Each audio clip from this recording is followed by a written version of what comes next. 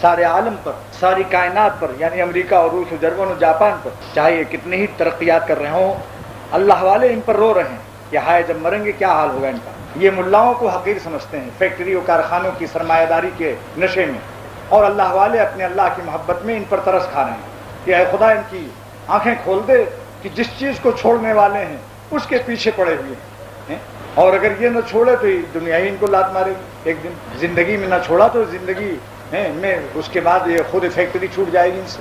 تو عقل سلیم بڑی نعمت ہے، سوچو اس کو۔ دنیا میں سفیان ثوری رحمۃ اللہ علیہ کی نصیحت یاد رکھو، تابعی ہیں، فرماتے ہیں تابعی کس کو کہتے ہیں؟ جس نے صحابہ کو دیکھا ہو۔ فرماتے ہیں کہ دنیا کے لیے اتنی محنت کرو جتنا دنیا میں رہنا ہے، اعمل للدنیا بقدر مقامک فیہا، اعمل للدنیا بقدر مقامک فیہا، دنیا کے لیے اتنی محنت کر لو جتنا دنیا میں رہنا ہے، وعمل للآخرہ، اور عمل کرو آخرت کے لیے بقدر مقامک فیہا، جتنا آخرت میں رہنا ہے، بس دونوں زندگی کا فیصلہ کر لو۔ تو عرض کر رہا تھا کہ اپنے جسم کی قیمت وٹامن سے مت لگاؤ، وزن سے مت لگاؤ کہ اب تو میرا وزن بڑھ گیا ہے، سمجھا آپ نے؟ وزن کے گھٹنے بڑھنے سے قیمت گھٹتی بڑھتی نہیں ہے۔ 40 کلو کا اگر ایک پیغمبر ہے اور 4 من کا بھولو اگر اس پر ایمان نہیں لائے گا تو یہ 4 من دوزخ کی آگ میں جلے گا۔ سن لو اس کو، جسموں کے وزن سے طاقت نہیں ہوتی، قالب کی قیمت سے قلب نہیں ہے، قلب کی قیمت سے قالب ہے۔ خائے معرومی نے کیا حقیقت بیان فرمائی کہ فرماتے ہیں بادہ آزما مست نے کی مازو، شراب میری مستی مجھ سے مست ہے، میں شراب سے مست نہیں ہوں۔ بادہ ازما مست نئے کی مازو، شراب مجھ سے مست ہوئی ہے، میں شراب سے مست نہیں ہوں۔ غالب ازما مست، غالب ازما ہست جسم ہم سے ہے، نئے کی مازو، غالب ازما ہست نئے کی مازو، غالب ہم سے ہے، جسم ہم سے ہے، ہم جسم سے نہیں۔ بادہ ازما مست نئے کی مازو، غالب ازما ہست نئے کی مازو، غالب ہم سے ہے۔ اگر ہماری روح نہ ہو جسم رہے گا؟ ذرا کوئی صاحب بتا دیں، روح نکلنے کے بعد جسم قائم رہے گا؟ تو جسم ہم سے قائم ہے، ہم جسم سے قائم نہیں ہے، مگر ہم سے تو جسم قائم ہے، لیکن افسوس کہ انڈا مکھن پراٹھا سب تلاش کر رہا ہے، مگر جسم جس سے قائم ہے یعنی روح، اس کی غذا کی فکر کسی کو نہیں۔ مولانا فرماتے ہیں روح کی غذا انڈا مکھن نہیں ہے، انسان کی غذا گدھے کی خوراک نہیں ہوتی کہ اس کو بھوسا کھلا دو۔ روح اعلیٰ چیز ہے، اس کے ذکر بھی اعلیٰ ہے، وہ کیا ہے؟ اللہ اکبر۔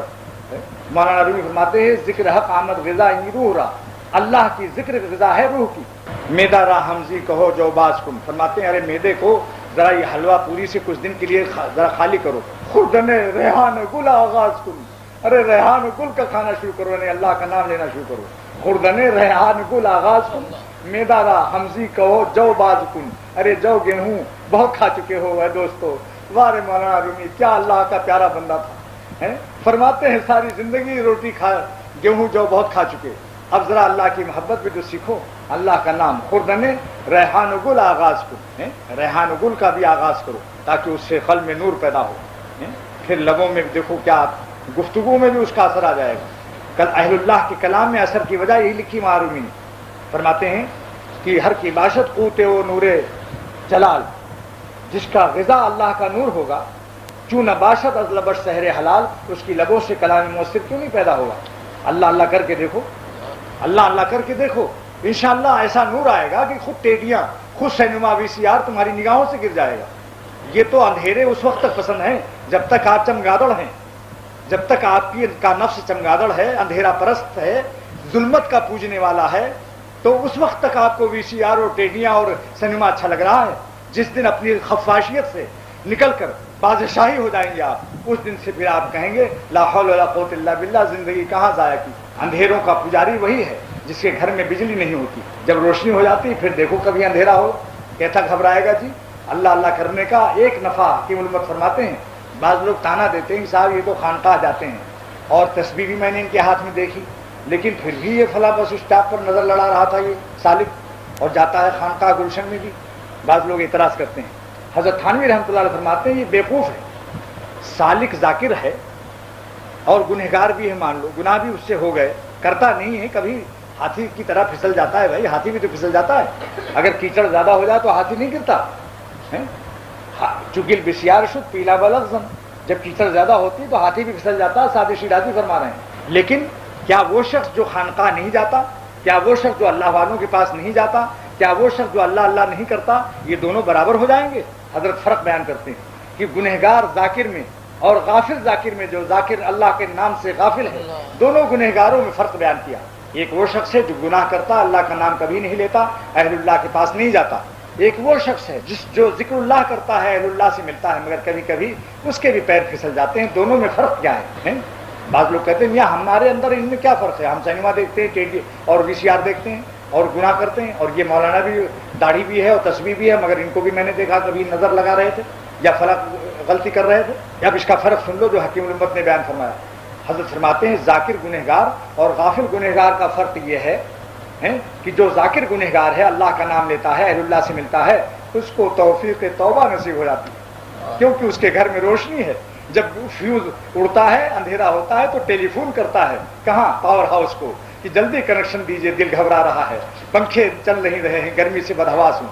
جب یہ بندہ گنہ ذاکر اللہ والا اس سے لغزش ہوتی ہے تو سجدے میں گر کر توبہ کرتا ہے، پاور ہاؤس کو اطلاع کرتا ہے میرے اللہ اپنے مرکز نور سے میرا کنیکشن نہ کاٹیے، اپنی رحمت سے یار شبرا روز مہجوری مدے، ہم راتوں کو آپ کو یاد کر چکے ہیں، دن میں آپ گناہوں کی جدائی سے ہمیں مبتلا نہ فرمائیے، یار شبرا روز مہجوری مدے اور جان قربت دیدارا دوری مدے۔ جس جان نے آپ کے قرب کا مزہ چکھ لیا ہے اس کو گناہوں کی دوری کے عذاب میں مبتلا نہ فرمائیے۔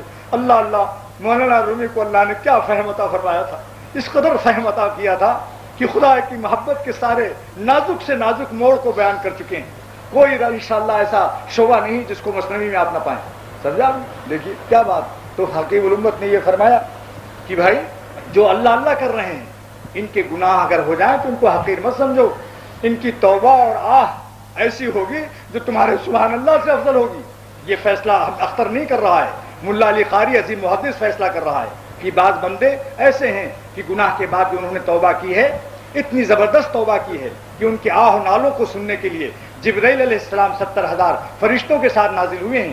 سورہ قدر کی تفسیر دیکھ لو، انا انزلنا کی تفسیر میں علامہ آلوسی رحمۃ اللہ علیہ فرماتے ہیں کہ بے اذن ربہم تتنزل، نزول کرتے ہیں جبرائیل علیہ السلام میں 70,000 فرشتوں کے، تتنزل ہیں۔ لیکن یہ نزول کیوں ہے؟ بے اذن ربہم ہے، اپنے رب سے اجازت مانگتے ہیں۔ کس بات کی اجازت مانگتے ہیں؟ فرماتے ہیں اس بات کی اجازت مانگتے ہیں کہ اللہ آسمانوں پر میں نے آہ و نالوں کی آواز نہیں سنی، آؤ دیارے دار سے ہو کے گزر چلیں، آؤ دیارے دار سے ہو کر گزر چلیں، سنتے ہیں اس طرف سے مسافت رہے گی کم۔ میں فرشتے کہتے ہیں میں زمین پر کچھ بندوں کو دیکھتا ہوں کہ وہ شارٹ کٹ راستے سے آپ تک پہنچ جاتے ہیں، ایک آہ نالے میں اس مقام پر پہنچتے ہیں جو 100 برس کا تہجد والا اس مقام پر نہیں پہنچ پاتا ہے۔ ناگے بے خروش بمنزل رسیدان، نومید ہم مباش کی رندہ نے بادہ نوش۔ اے دنیا والوں نا امید مت ہو، بہت سے شرابی و کبابی، بہت سے زانی و گنہگار اچانک خدا کے خوف سے جو روئے ہیں، ایسی آہ اور نالا کیا ہے کہ آسمان کو بھی لرزہ طاری ہوا ہے۔ نومید ہم مباش کی رندہ نے بادہ نوش، نومید مت ہو بہت سے بادہ نوش شراب پینے والے رند، ناگہ بے خروش بمنزل رسیدان، ایک آہ کھینچی اور اللہ تک پہنچ گئے ہیں۔ گنہگاروں کو حقیر مت سمجھو۔ علامہ آلوسی فرماتے ہیں کہ اللہ تعالیٰ فرماتے ہیں حدیث قدسی، وہی حدیث قدسی جس کو اختر بیان کیا کرتا ہے، کیا الذی یبینہ النبی بلفظہ وینسبہ الی ربہ، حدیث قدسی وہ ہے جس کو خدا کا رسول بیان کرتا ہے مگر نسبت کرتا ہے کہ اللہ نے فرمایا، اس کا نام حدیث قدسی ہے۔ حدیث قدسی کیا ہے؟ اللہ تعالیٰ فرماتے ہیں لعنین المذنبین، گنہگار جب روتا ہے تو اس کے رونے کی آواز احب الی من زجل المسبحین، سبحان اللہ پڑھنے والوں کی آوازوں سے ہمیں اپنے گنہگار بندوں کا نالا زیادہ عزیز ہے۔ اللہ فرماتے ہیں اس کا مطلب نہیں کہ میں گناہوں پر آپ کو دلیر کر رہا ہوں، نہیں، ہم آپ کی مایوسیوں کے اندھیروں میں اللہ کی رحمت کی امید کا آفتاب طلوع کرنا چاہتے ہیں تاکہ آپ نا امیدیوں سے کہیں خدا سے دور نہ ہو جائیں۔